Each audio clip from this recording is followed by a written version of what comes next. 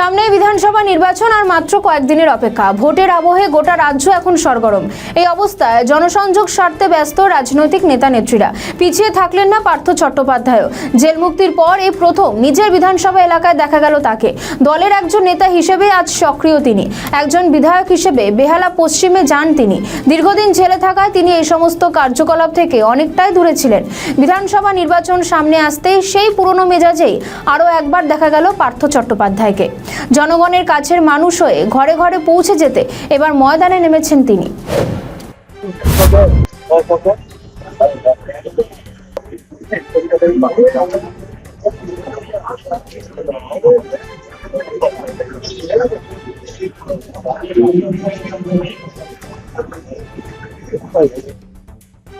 আমাদের ভিডিও ভালো লাগলে লাইক ও শেয়ার করুন। কমেন্ট সেকশনে আপনাদের মতামত জানান।